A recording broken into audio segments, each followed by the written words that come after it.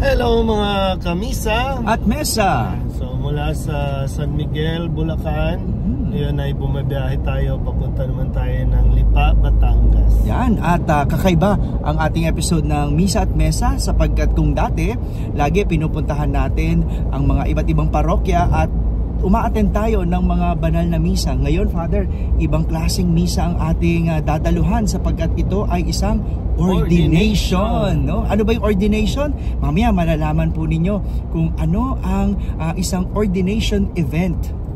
Yan. So, kaya samahan nyo kami ngayon. Nasa biyahe pa tayo pero para sa episode natin ngayon sa Misa at Mesa ay papakita namin sa inyo ang isang ordination. Yan, isang event na mahalaga sa isang pari. Yan, kaya baka nyo po at samahan kami.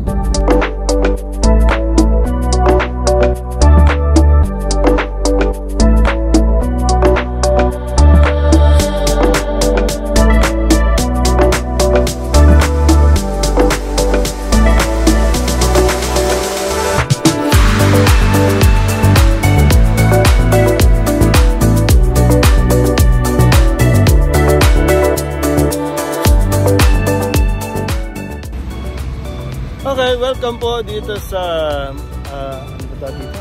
Mary Mediatrix of All Graces Parish. Dito sa Lipa, Batangas. At dito mangyayari ang ordination ng kaibigan namin si Marlon Latdicho at yung isa pa niyang kasama din. Yan, so mamaya masasakyan po ninyo ang isang ordination kung paano nagiging pare ang isang pare. Yan, at syempre matutunghayan din natin ngayon ay ordination ng isang congregation, yung Adorno Brothers and Fathers Congregation. So, samahan niyo po kami, atin tayo muna ng misa, pakita muna natin yung magiging daloy ng ordination. At mamaya magkikwentuhan po tayo para sa episode natin ngayong Misa at Mesa.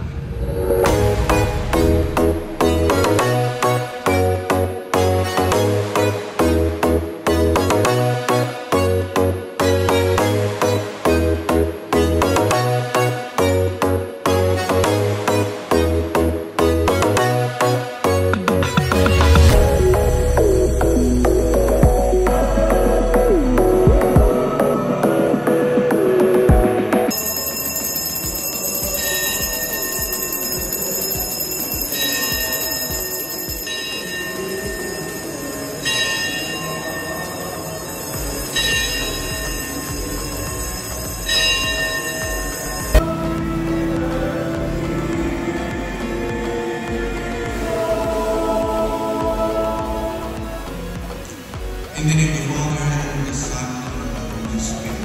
Amen. Pero bago ang lahat, nais ko po pasalamatan ang mga magulang ng mga pagpapalito. Kayo yung unang naghanap.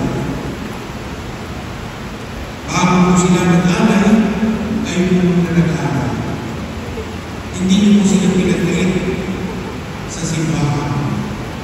At kami po ay nagpapasalamat sa inyo. Kasi kung kaya ng magtrabaho po ito mga ito. Biruin po, hindi sila magtatrabaho. Sila yun. They will be part of the church. At aangkinin na lang po natin sila. I will train them in behalf of our Lord and others. Kaya amin na po sila. Hindi na po sila sa inyo. The Lord Fathers will take care of them, but they will also serve the church through the Lord Fathers. Kaya maraming salamat po sa inyong pagkakalay. Hindi po sila pinagaling sa simbahan.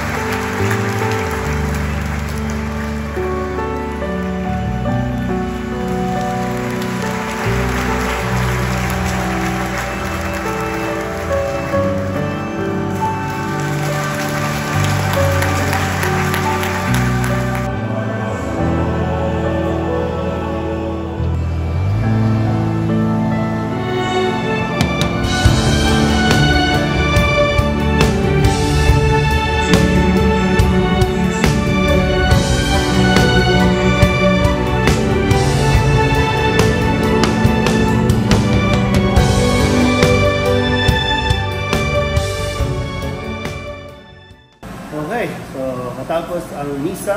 Ngayon naman, umako tayo sa Mesa na Card. Yan, at syempre, dahil nandito tayo sa Lipa, Batangas, ang kanilang pinagmamalaki, ang Lomi ng Lomi. Batangas. Titignan natin ang Lomi habang tayo po ay nagkikwentuhan sa nangyari kanina.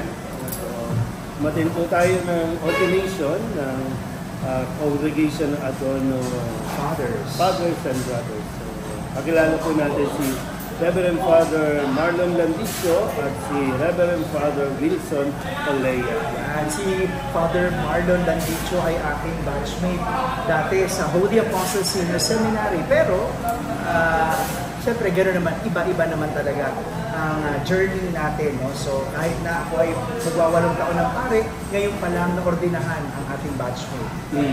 Yan. At syempre, kung baka makalimutan natin, no, yung buwan ng Oktubre, yan din ang simula ng application para sa mga seminaryo. So kung kayo po ay nagnanais na tumugon sa tawag na pagkapare o nag-iisip, no? Hindi naman ibig sabihin na pag nag-apply ka sa seminaryo, sigurado ka na magiging pare. Kung nag-discern ka lang, subukan mo, mag-apply ka sa mga seminaryo. At napakaganda rin na natutunghayan ng mga tao, no, ng mga parishioners, yung ordination na subaybayan mo mula sa pagiging seminarista, and then yung pag-aaral nila hanggang sa, yun nga, ordinahan na bilang pare. At yan ay isang biyaya ng Diyos. Yun, ang ordination ay isa sa 7 sakramento, no? Banal na orden, at ito yung pinakahihintay ng isang seminarista, no? At kung saan siya ay magiging pare na. At yun ang nasaksihan natin kanina. By the way, si Bishop Robbie ng Novaliches, ng Diocese of Novaliches, ay dati nating rector. Correct. Kaya kumbaga parang itong mini reunion para sa ating lahat. So Father Douglas, ano ba ang take mo sa ordination na nangyari kanina? Siyempre, gaya ng sabi ko kanina, no, yung sa tuwing may inoordinahan, talagang isang malaking biyaya para sa komunidad kasi nga may mga sakramento na tanging ang pari lang ang nakakapagkaloob. At siyempre, yung pari ay daluyan ng grasya ng biyaya ng Diyos. Kaya naibibigay sa atin yung mga biyaya dahil sa ordination. Gaya ng sakramento ng Binyag, kumpir. Siyempre, ang Holy Eucharist, ang banal na misa. At yung pagkukumpisal, anointing of the sick, o pagpapahid ng banal na langis. So yun po yung parang mga napakahalagang gawain ng isang pari. Pero siyempre yan ay dahil sa grasya ng Diyos. Yan. Speaking of gawain ng pare, dito nagsisimula sa ordination ang isang mission ng isang pare. Gaya nga ng sinabi ni Bishop Robbie kanina sa kanyang homily, no? Nagpapasalamat sa mga magulang ng pare na nagkaloob ng kanilang mga anak dahil hindi na sa kanila ang kanilang mga anak kundi sa simbahan. At dahil sa simbahan na at gawain na ng simbahan ang kanilang gagampanan. Ay, shoutout din siyempre bukod sa mga pamilya, shoutout din sa mga sumusuporta sa mga seminarista. Importante yan. Kasi, mga Father, ngayon, kaunti na ang nagpapare. Kung gaano ka-kaunti, sample na lang natin sa ating seminaryo, sa Holy Apostles Senior Seminary, kung saan mga seminarista doon ay late vocation. Ibig sabihin, nagtrabaho na, nakagraduate na sa labas. Sa Manila lang, ako na yung huling paring na ordinahan. No? Ikaw, pagkatapos mo, kami na. So, ang agwat natin ay 4 years. 4 years. So, ako, mag-8 years ng pare. Si Father Douglas, 12 years ng pare. Wala pang sumusunod sa akin na naordinahan. Si Father Douglas na naordinahan, ako yung sumunod sa Manila, 4 years. Sa akin, mag-8 years, wala pang sumusunod. So, it would take another more or less 6 years to 7 years na para ikaw ay maordinahang pare. So, ganun kakulang. At nung naordinahan ako, isa na lang ako sa batch. Kaya ito kasi Father Marlon, sumunod na lang, like after 10 years pa. 10 years pa yung gap namin. So, ganun kakaunti. Kaya maraming salamat sa mga sumusuporta, sa mga nagpapare. Kasi hindi biro ang magpaaral din ng pare. At syempre, sa mga magulang, huwag kayong matakot. No? Huwag yung rin pigilan kung sakaling yung mga anak ninyo ay gusto mag-aral ng seminaryo, i-supportahan ito. Oy, sabi ni St. John Bosco, no, the mother of the priest or the father of the parents of the priest go directly to heaven when they die. Sabi ni St. John Bosco yon. So kaya hindi mo pipigilan sapagkat meron kayong gantimpalang naghihintay. Balik tayo sa ordination, Father Douglas, yung mga something remarkable doon sa pagdiriwang na yon, laying of hands. No, nakikita niyo yun, no? Pinapatungan ng kamay, una ng obispo. Ibig sabihin ito, nilulukuban, tinatawag ang banal na spirito para lukuban ang banal na oordinahan. Pagkatapos susundan niya ng lahat ng mga pari, no, na nandoon, na dumalo, napapatungan din ng kamay bilang pakikisa, no, sa pagdalangin sa Espiritu Santo na lukuban ito mga bagong orden, kasi siyempre yung may mga pagdadaanan ito na napagdaanan na ng mga naunang pari. Yes. At siyempre, nakikita ninyo na popular sa ordination yung nakadapa habang pinatawag lahat ng santo para ipanalangin ang oordinahang pari. Habang inaawit yung mga litanya. Yes. So yun, yung isa sa mga remarkable na event or sandali. Sandali.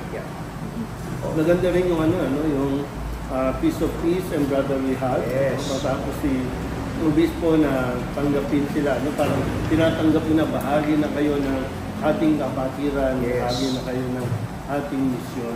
Hindi lang hindi ka lang bahagi ng diocese mo, bahagi ka ng pagkapari, kundi ikaw ay nagiging kapatid na pari.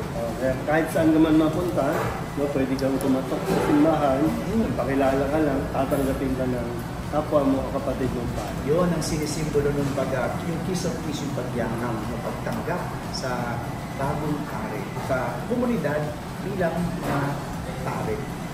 At sa pagtatapos, yun na yung hinahalikan yung kamay. Yes. Yung pari, kasi nga, kaya na ibinasbasan, so may daluyan ng gas. So kaya yung mga tao ay bahagi ng tradisyon, sumahalik dun sa kamay ng bagong orden. Kaya kung mapapansin, inanoint yung kamay nila. No? Tinalik pa pagkatapos ng nilagyan ng langis. Yeah. So, yan. Sana po ay naipakita rin namin at nadala namin kayo sa pagdiriwang sa misa, sa ordination. Siyempre sana po ay naibabahagi din namin ang sarap nitong lomi ng Batangas. Siyempre, napakasarap ng lomi. At siyempre, dahil una natin po dito sa Batangas, masaya tayo dahil kakaiba rin yung ating episode ngayon kasi hindi lang basta ordinaryo, misa, hindi lang ordinaryo, kundi isang ordinasyon. Kaya muli samahan niyo po kami ulit sa susunod natin na pupuntahan lugar na misa at siyempre mesa. At siyempre, kung ano naman ang lugar na natin nakakainan, anong pagkain ng ating bagong tutuklasin. Kaya muli, ako si Reverend Father Douglas Badong. Ako naman si Reverend Father Danichi Willie. At ito na naman ang isang episode ng Misa at Mesa. Bye!